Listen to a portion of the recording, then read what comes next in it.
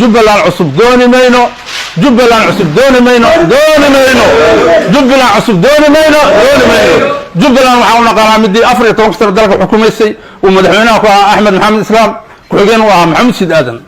cid geed looga gabanaya ma jirto dhibaato ciddii waddan ayay dhibi doontaa waddanka waa nabad jubbaland guul jubbaland guul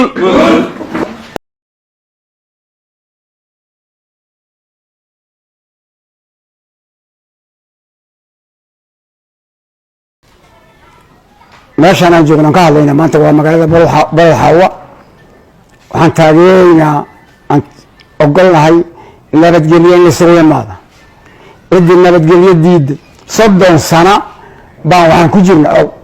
30 sano qori afkiisa waxa lagu raadinay masaacadan 35 sano kadib qori afkiisa waxa lagu raadinayna ciddii ku raadinaysa ayaga taqaana meel aadis annaga jubbaland baan nahay jubbaland waa 3 gobol ninka saaka gada buur saaraya waa la arki doonaa meel geynay annaga waxaan rabnaa nabad in lagu noolaado ninka jubbaland cusub wado oo war wado welcome imaad waxaad sheegaysa kaali sida u sheeg kaali soomaali u sheeg jubbaland xageed geynaysa waa 3 gobol maxaa marba geynaysa jubbaland annaga walkeen Soomaaliya waxa weeye waa gobol weeye waa federal annaga marka majoor ma kana noqonayna no waxaan nahay jubbaland geeska u dambaysan taagan hadda waxaan taaganahay wiil daawa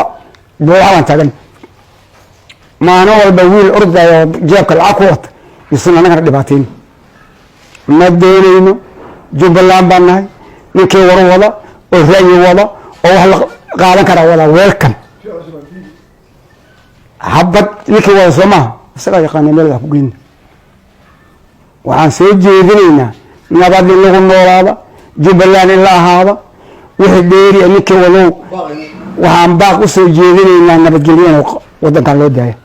haddaad rabtaan in habad ku noolaataan soo dhawaada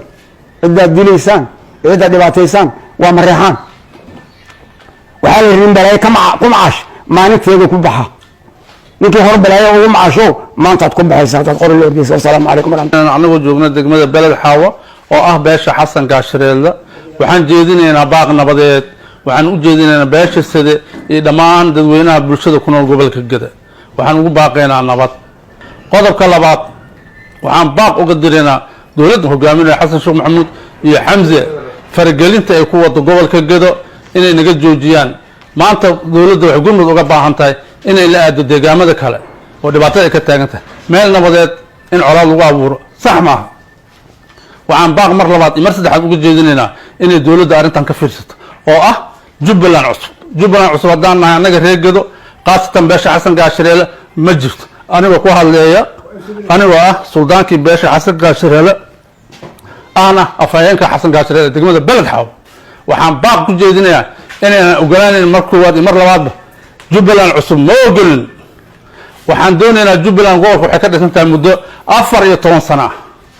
muddadaasna waxaa madaxweyne u ahaa madaxweyne axmed maxamed islaam iyo madaxweyne ku-xigeenkii maxamuud siid aadan jubbaland constitutionkeeda gobolka Gado intiisa badan way ka dhisan tahay wax faragelina iyo caqabad iyo dhibaato iyo dil ay keenayso ma jirto waxaan codsanaynaa in laga joojiyo jubbaland cusub diyaar uma nihin maantaan diyaar u ahayn beri baan diyaar u noqonaynin go-aankana waa go-aan ay qabaan beesha xasan gaashareelle ee ku nool gobolka Gado qaasatan degmada beled xaawo waxaan uga baaqaynaa jubbaland cusub dooni mayno jubbaland cusub dooni mayno jubbaland cusub dooni mayno jubbaland waxaa u naqaanaa midii 14 sano dalka xukumaysay uu madaxweynaha ku ahaa axmed maxamed islaam ku-xigeen u ahaa maxamed siid aadan cid geed looga gabanaya ma jirto dhibaato ciddii waddan ayay dhibi doontaa waddanka waa nabad jubbaland guul waxaan marka hore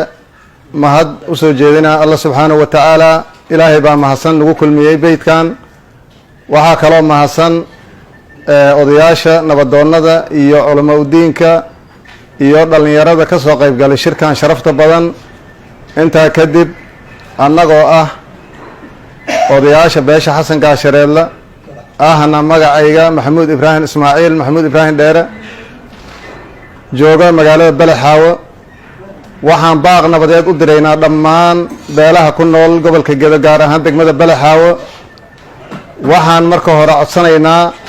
in meel kastoo ay joogaan beesha sida in lagu baaqo nabadgelyada laga shaqeeyo wanaagga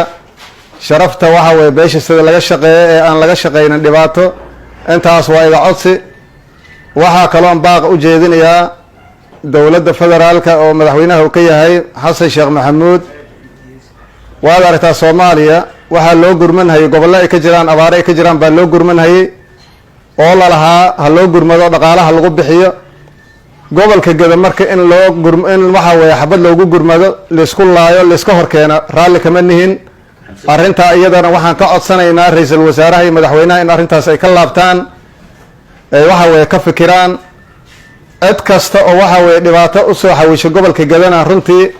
wanaag kala ma kulmayaan kumana guuleysanayaan hana ogaadeena waxa way cid kasta oo waxa way mas'uul ah in xadiiska rasuulka sallallahu alayhi wasallam ee ahaa kullukum raa'in wa kullukum mas'uulun an ra'iyati in macnaha ay horta la ogaada ilaahay uu biri kula xisaabtamahayo nin kasta oo maanta noolna biri uu dhimanhayo taas horta ogaadeena qolada waxa way madaxda ah ee federaalka ah taas haddii aan sida inta uga gudbo annaga waxaan leeyahay gobolka Gedo gaar ahaan degmada Balaxaawo waxaan ka mid nahay stage-ka Jubbaland waa dawlad dhisan weeye 12 sano ay dhisnayd ilaa 14 sano system bay leedahay madaxweyne ay ku xigeen bay leedahay ra'iisul waxay leeyihiin baarlamaan buu leeyahay wasiir raajira cid kasta oo ka tirsan beeshan gobolka Gedo degta cid kasta waxa u dhalatay way ka dhaxmoodaan wayna ka tirsan yihiin maanta marka in la raadiyo Jubbaland cusub dhibaato loo soo xawilo gobolka la isku laayo wax meesha ku jira ma aha waxaan raalli ka noqonayna ma aha haddii aynu nahay beesha Xasan Gaashareedle odayaasheeda dhammaan meel kastoo aan joogno waxaan kaga midaysanahay arrinta iyada inaanu ka soo horjeedna raallina kama noqonayna nabad baan ku baaqaynaa cid wax tabanaysa waxa way gogasha soo gasha Jubbaland hala fariisato waxa ay tabanayaan ha weydiisteena waxa ma aragtay ka maqan waxa wada hadal iyo wanaag ku raadsadeena laakiin ma aha maanta in dagaal lagu raadiyo inta hadda naga dhimatay baa runtii waxa weeya qasaara iyadan ah waxa weey waa gobolka oo dhan bay gaartay gaar ahaan degmada Balaxaawo waad ogtihiin inta ku barakacday masaakiinta ku dhimatay waad ogtihiin dad ay qaxooti oo degan baa jiray oo ilaa laankan guriyahooda ka maqan oo wali aan ku soo noqonin guriga gubtay marka dadka maanta sheeganaya marka mas'uuliyiinta sheeganaya waxa weeye Jubbaland cusub baan raadinaynaa leh ha ogaadeen bari in la su'aalahayo dhibaatada meesha ka dhacday waxa weeye maanta dadka ay ku dhimanayaan oo waxa weeye lagu barakacayo in bari la su'aalayo horta ogaadeen waxaan mar kale nahay Jubbaland cusub dooni mayno raallina kama nihin nabadgelyana nooma keenayso dhimasho hor leh iyo waxa weeye burbur hor leh bay noo keenaysaa annagoo walaala arrinta iyada aan ka fiirsano aan ka waantowno wabillahi tawfiiq bismillaahi raxmaani raxiim waa anigoo magacaygu yahay Garaad Caano Geel si fiican looga yaqaan daawo maanta waxaan ka soo qayb galay shirweynaha ay degmada Balaxaawo ku yeelatay beelweynta Xasan Gaashareedle ama beelaha Xasan Gaashareedlaba intaas kadib walaalayaal si aad ogtihiinba shirarkan shirar kala ka horeeyay oo dhibaatada gobolka looga hadlayo aniga hadda kama hadlayo wixii rag hore hortay mareen kama hadlayo waxaan rabaa targetka inaan ka hadlo waxaad ogeyd inay buundooyinka go'an yihiin oo gada ay dhibaato la dhacaysay oo qaxootiyaal jireen colaado hore jireen yaan ogeyn waxaa kaloo hadda soo kordhay ayadoo siyaasad laga duulayo isee kuraas lagu helaa la leeyahay in diyaaradaha cirka la soo marinahayo gobolka geeska ugu dambeeya la keenahayo ayadoo maanta aan la haysanin garoomadii ay xiran yihiin isbitaaladii ay xiran yihiin dadkii noloshoodii oo dhan ay xiran tahay xilligan haddaana mar labaad in haddaana lagu keena finance kale dhibaato kaleeto lagu abuuro waad ogeedeen shirki uu yimaaday wasiirka amniga Fartaan Garbaari markuu ku qabtay waad ogeedeen wixii la weydiiyay u horeeyay waxay ahayd maxaad noo qabatay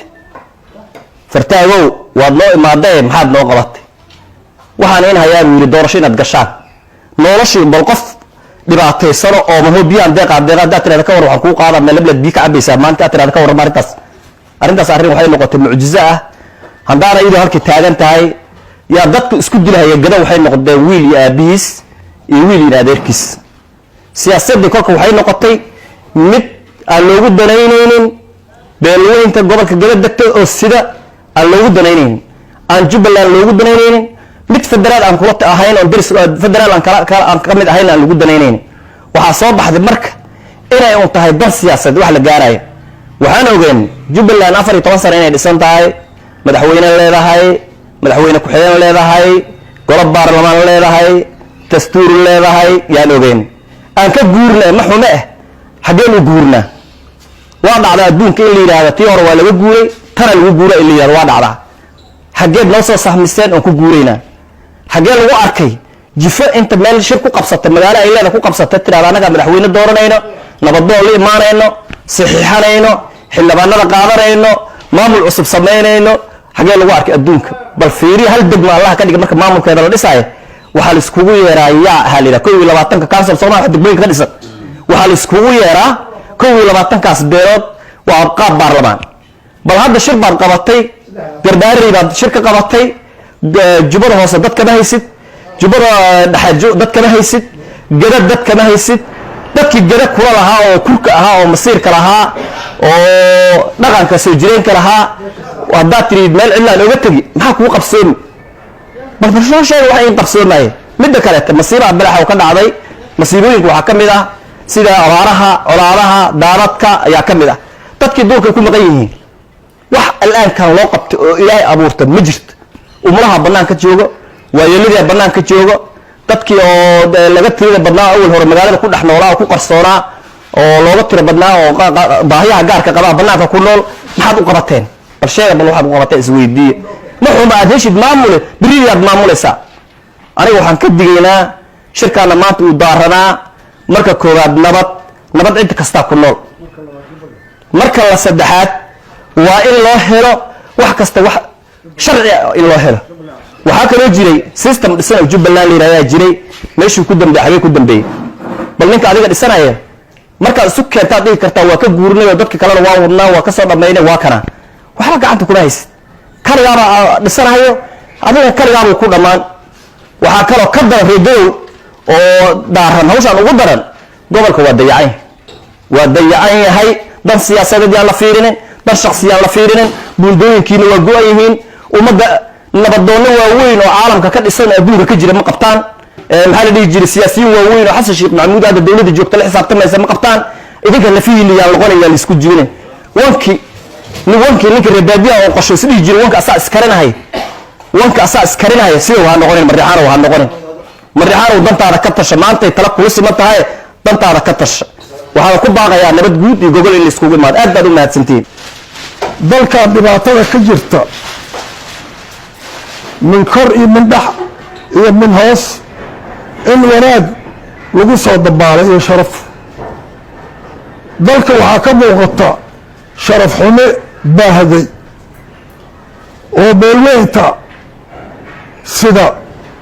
iyo ummadda deegaanka le-e midnaba aan anfacaynin ayaa ka muuqato sidaas awgeed waxaan soo jeedinayaa dalkan dal dhisan oo horay u dhisan oo sharaf leh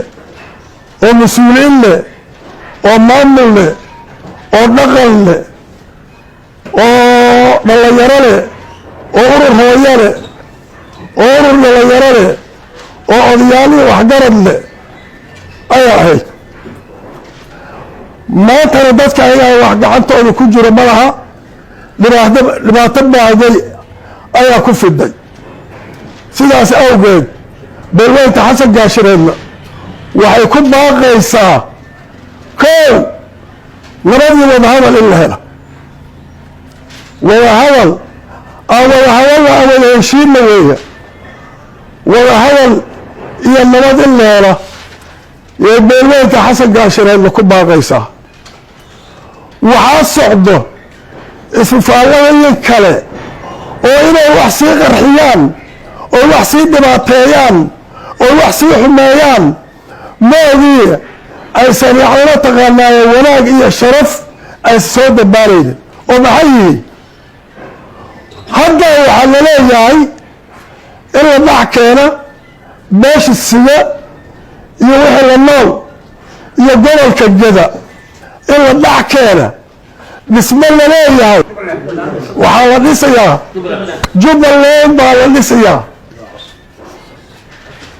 jubbaland baa la dhisayaa cusub ayaa hadda la leeyahay aniga magacayga waa faarax xasan yarow hadda ilaah ka waran cabdi maxamed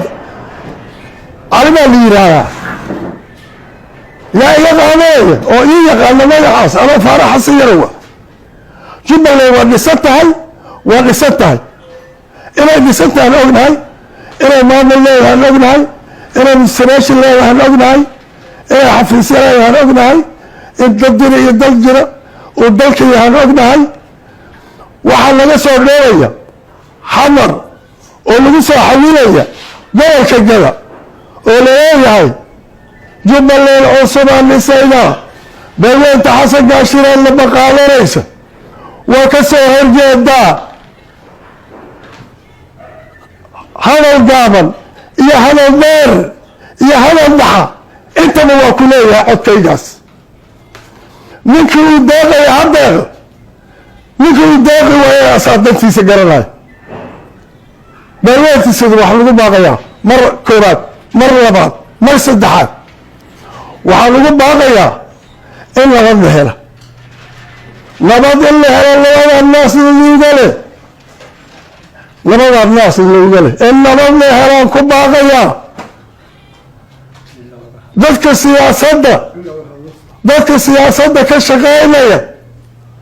dadka siyaasadda ka shaqeynaya adduunka waa siyaasad iyo dhaqan iyo sahan siyaasad dowlada iska ahayd laakiin dowlad maanta siyaasad ku sifaysan mahayn dowlad siyaasad ku sifaysan oon maanta hayn maye waxaan soo jeedinayaa dhaqanka gobolka gada beelweynta sida in loo daayo wada hadal ninkii siyaasad ku jirow